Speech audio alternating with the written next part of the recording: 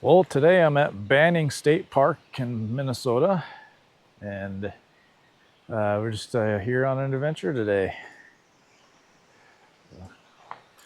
There's the trailhead.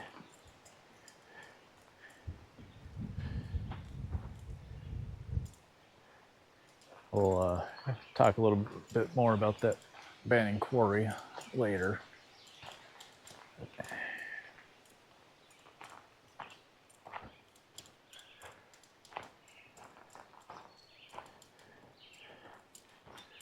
So right now I'm on the Quarry Loop Trail, and it's a self-guided trail.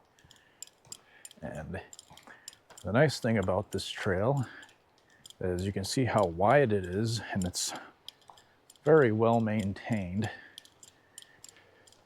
And it's just forest on either side of it. One thing about this park is because of all of the wooded areas, you need to bring bug spray if you come here, and watch for mosquitoes and ticks, especially if you go off the trail or if there's a trail that's narrower and there's tall grass. You're going to want to check yourself afterwards if you might have any ticks on you. I also read that there's a possibility of seeing foxes and coyotes in the area, and also black bear, but that is a lot less common. But yeah, this is Banning State Park, like I said. I just wanted to come here and,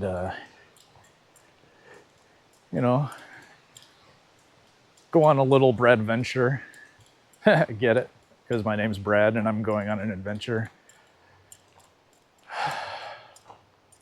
Anyway, I hope you enjoy this. So I've come across a fork in the road here. The main trail goes to the left. There's also the spur trail to the right. I'm going to take the spur trail, which will take me to the Wolf Creek Trail. And then I'm going to go from there to the High Bluff Trail, to Dead Man's Trail, and then going all that way will actually end up having me circle back to the main trail here. Later on, I will show you the main reason why I came to this park. So stay tuned for that, because you're not going to want to miss it. It's going to be pretty cool. So the spur trail has now led me to the Wolf Creek Trail. And we're going to use this to go to those other trails, which will have us circle back to the main trail later on. So as you can see, this trail isn't as wide as those other trails I was on. So it'd be wise to be as centered on this trail as possible if you want to avoid ticks. There's a sign here for a waterfall in the park. So we will continue on this trail and check out that waterfall.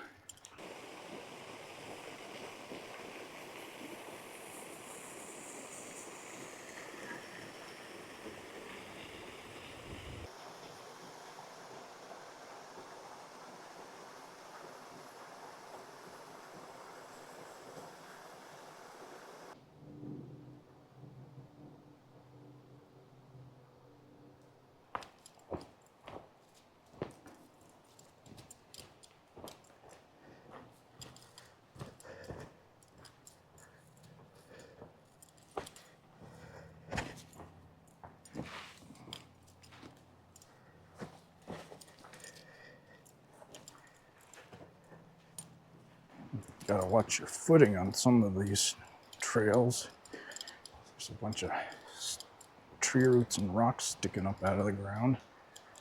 you don't watch your step, you could roll your ankle pretty good. Like right here, a prime example.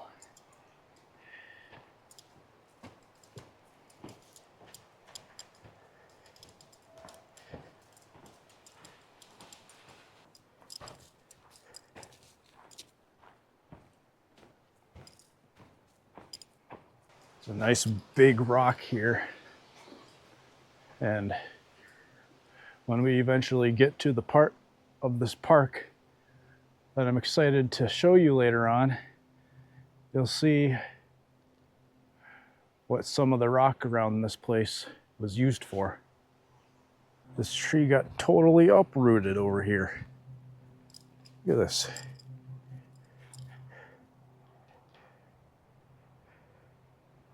That's insane.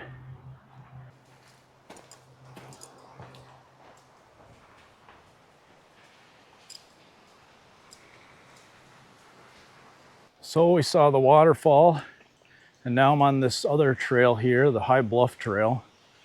And this trail will eventually take us to Dead Man's Trail. And then that's just a little short little trail. And then that will lead us back to the original main trail that we were on to start with. So, like I said, if you come out here, you're gonna want to bring bug spray. Thankfully, mosquitoes, I have not seen a single mosquito, thankfully. However, when I was at the waterfall, I did find a little baby tick on my pants. And thankfully, it was on the outside of my pants, and it was the only one that I could find. So I was able to easily flick that off of me. So I'll do a more thorough tick check a little later and let you know if I find anything. Hopefully I won't. So here's this High Bluffs trail now that we are currently on. So we have now made it to Dead Man's Trail. And this stretch is only 0.2 miles long. And then it reconnects with the main trail that we started on. And after I get back to that trail, I can head back the other way and finally show you the reason I came to this park. There's a caution sign here on the trail, so we might be finding out why this trail is called Dead Man's Trail here in a second. I also have this material here under the rocks and dirt along this trail. It actually helps with traction and almost creates like steps, like you're walking downstairs. Well, I don't know what that caution sign was for.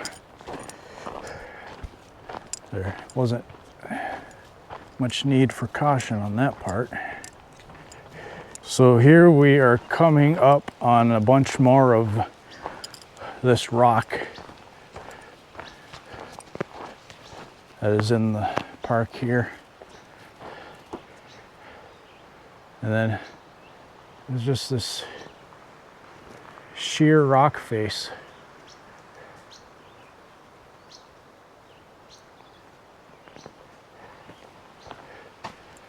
So yeah, maybe this is why it's called Dead Man's Trail. You don't want to have any of these rocks falling on you, that's for sure. And here's your first clue. Removing the stone. There used to be a rock quarry in this park in the late 1800s and early 1900s. This is the Kettle River.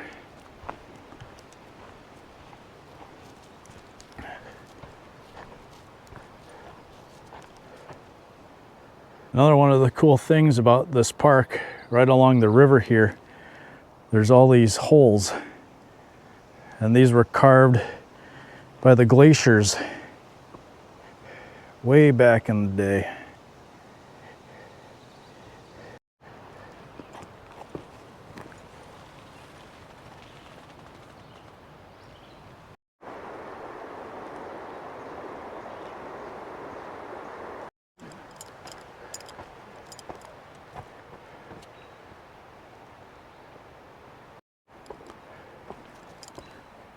So this is part of the stone cutting shed. That's heavy duty chain right there.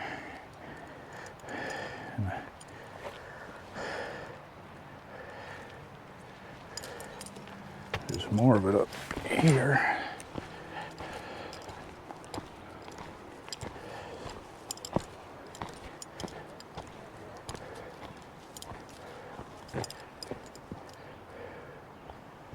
So it goes down pretty far, I guess.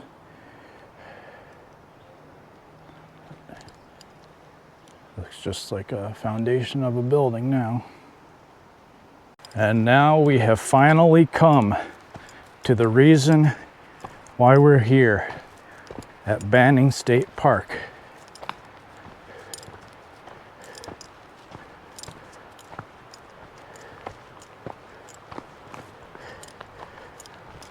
This is the old power plant for the rock quarry that was here 130 years ago.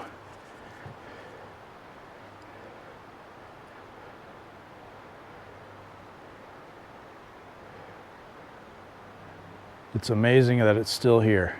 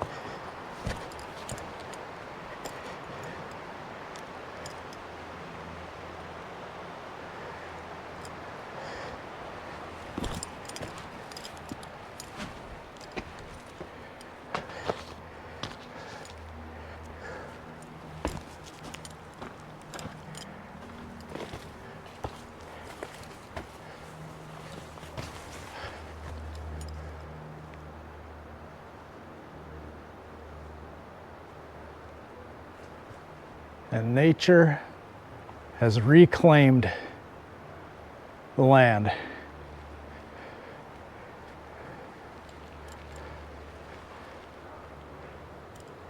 So yeah, this is the old powerhouse.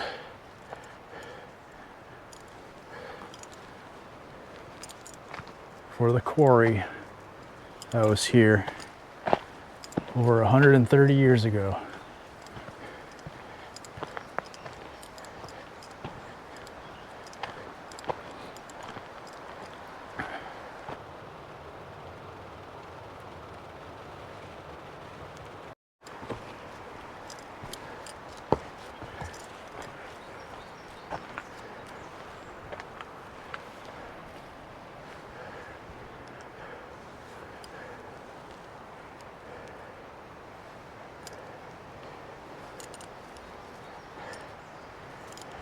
All this red, orange, it's almost a rust color. See, people have dipped their hands in it and put their handprints on the wall.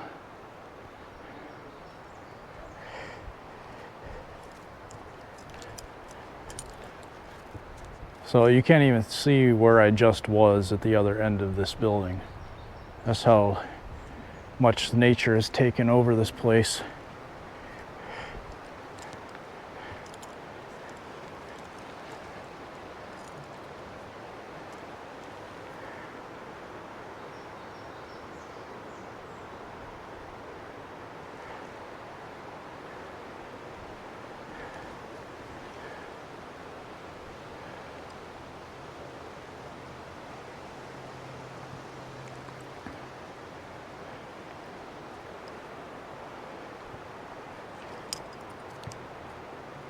So yeah, this was around 130 years ago. The reason they shut it down is because the steel industry was starting to take over, and so they eventually abandoned this place.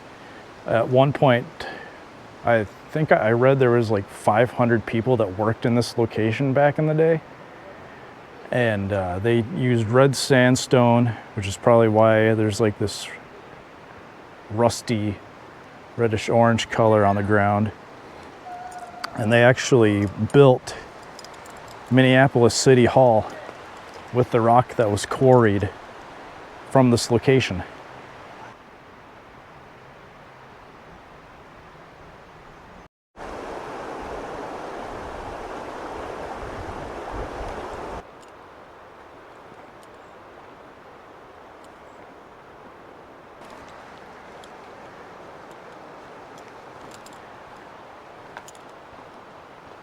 So this used to be the stone crushing building. We've seen the stone cutting building, the power plant, and this is the building where they used to crush the stone. And as you can see, once again, nature has taken over and reclaimed the land.